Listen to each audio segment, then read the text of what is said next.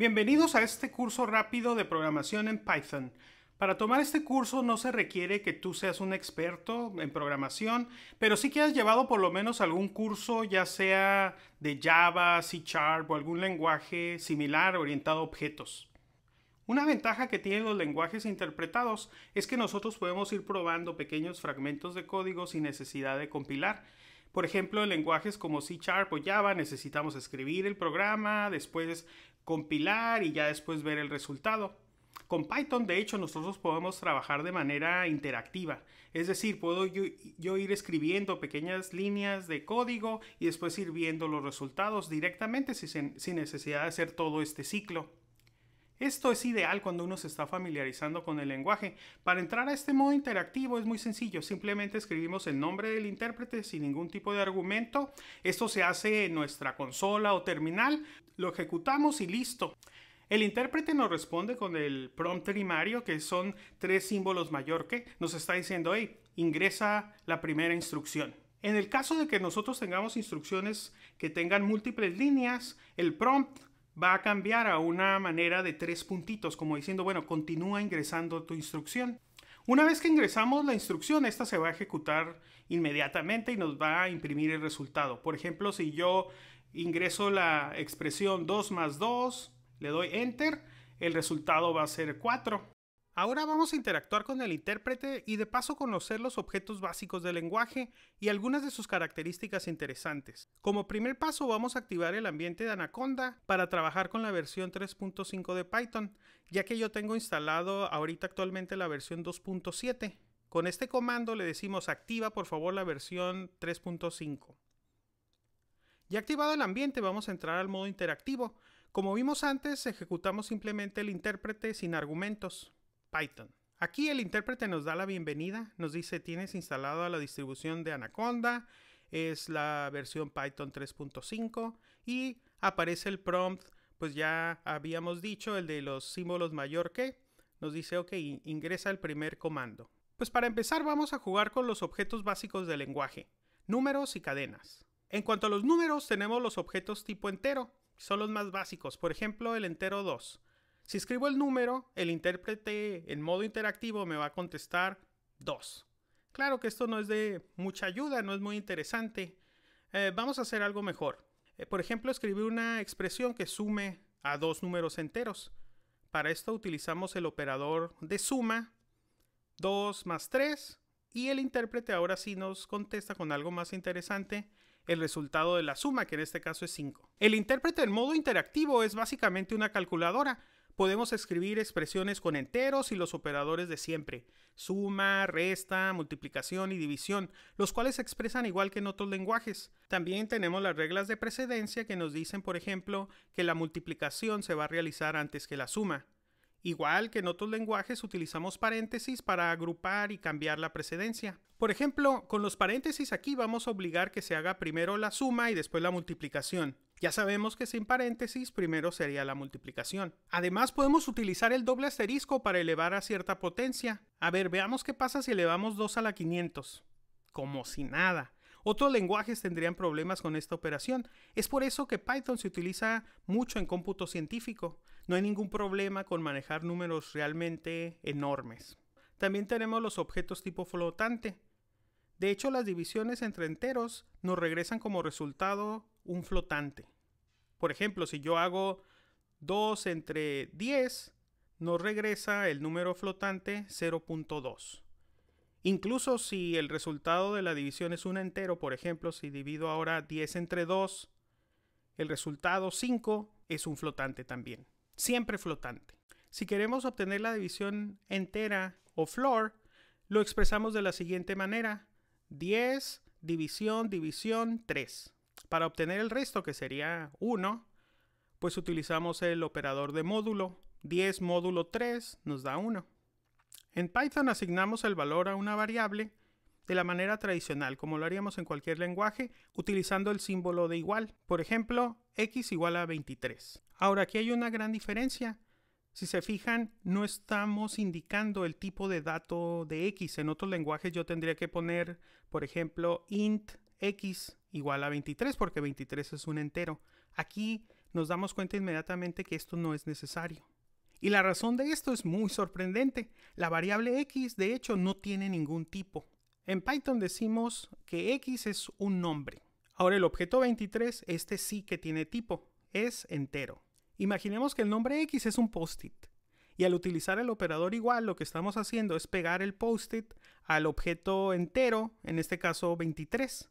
Este objeto está por ahí ocupando un espacio en la memoria, pero ahí vamos y le pegamos el post-it con la X. Fíjate que cuando asignamos el valor no se imprime nada en la consola. Vamos a asegurarnos que 23 es efectivamente un objeto tipo entero. En Python tenemos algunas funciones de fábrica que podemos utilizar directamente. En este caso voy a utilizar una que se llama type, que lo que nos regresa es el tipo de dato del objeto que pasó como parámetro. A ver, vamos a enviarle 23 y nos regresa efectivamente un entero. Una vez que el nombre o post-it X lo variamos a un objeto, podemos preguntarle cuál es el tipo de ese objeto. A ver, voy a pasarle como parámetro el nombre X a type y nos va a regresar entero. Digamos, ahorita X está atado a un entero. Vamos a definir otro nombre, ahora Y, y le vamos a asignar o lo voy a atar a una cadena. En este caso, Y igual a hola. Si te fijas, las cadenas se definen igual que en otros lenguajes con comillas, aunque también podemos utilizar una comilla simple o apóstrofe o incluso triple comillas. Las comillas triples las podemos utilizar, por ejemplo, cuando tenemos párrafos o múltiples líneas. Por ejemplo, para documentar alguna función o otras cosas. Igual, imagínate que estamos pegando ahora el post-it Y o el nombre al objeto tipo cadena, hola. A diferencia de hace rato que no tenía chiste escribir el número 2 y darle enter en el intérprete, ahora si yo escribo un nombre y le doy enter, se imprime el objeto al cual este hace referencia. Por ejemplo, si yo pongo Y, enter, me despliega la cadena, hola. Ahora vamos a asignar el objeto flotante 2.3 a Z. Ahora veamos otro distintivo de Python, el espacio en blanco. Para esto vamos a especificar un bloque de código utilizando una sangría. En este caso el bloque lo vamos a ejecutar condicionalmente. ¿Okay? Entonces si se cumple la condición, si esto es verdadero, ejecutaríamos el bloque de 2 líneas que está definido por el espacio o sangría. Si te fijas, este espacio en blanco que está aquí a la izquierda. Una vez que regresamos a la indentación externa, ahí se termina el bloque y por lo tanto la instrucción o la condición. Como vemos, se concatena también con el operador de la suma y los comentarios se ponen con una almohadilla o numeral. Todo lo que está a la derecha del símbolo numeral se considera como comentario. Cuando escribimos la segunda línea, si se fijan, se cambia el prompt a 3 puntitos. El comando se envía al intérprete cuando enviamos una línea al final sin sangría. No se imprimió nada, ¿por qué? Pues porque solamente asigné valores dentro del bloque. Como la condición en este caso es verdadera, vamos a ver cómo quedaron ahora finalmente las variables o nombres. En este caso X ahora está atado a un objeto entero 24 y Y a la cadena hola mundo. Veamos ahora el concepto de atado a detalle. Para esto vamos a hacer algo que en otros lenguajes no se puede hacer. Voy a decir Y igual a X. Es decir, no estoy comparando si son iguales, sino más bien le estoy diciendo asigna X a Y. En otros lenguajes esto no es posible porque Y es una cadena y X es un entero. En este caso no son nada, son simplemente nombres. ¿Qué es lo que sucede entonces? ¿Qué es lo que estoy yo diciendo aquí que va a pasar? ¿Se acuerdan que yo asigné X o até X a un objeto tipo entero 23? Ahora, después de la condición, X se ató a 24 porque se le sumó 1 a 23, 23 más 1, 24. Y aquí lo que estamos haciendo es que ahora X lo vamos a atar a otro objeto. El objeto 23 anterior se queda sin post-its o sin referencias. Cuando pasa esto, pues ese objeto no está siendo utilizado, está nada más ahí ocupando memoria. Este objeto se borra automáticamente para recuperar esa memoria. Esto se realiza por medio de un sistema de recolección de basura que recupera todo este espacio de memoria de manera automática. Cuando asignamos X a Y, no estoy asignándole los valores. Lo que estoy haciendo más bien es diciendo, ¿sabes qué? Ahora Y va a estar atada al mismo objeto que X. Es decir, Y ahora se va a atar al objeto 24. Aunque el concepto del post-it es fácil de entender, realmente es un poquito más complicado que eso. En muchos lados vamos a ver el concepto de atado a referencias más bien. Gráficamente lo podemos ver así. Yo tengo el post-it, en vez de pegarlo directamente al objeto, más bien lo voy a pegar en una referencia, en una flechita. ¿Ok? Entonces el nombre se ata a la referencia, ahora sí a un objeto. Como que hay un intermediario ahí entre los dos. Podemos decir, los objetos se atan a referencias a objetos. Bueno, espero que con esto quede clara la idea de atado en Python.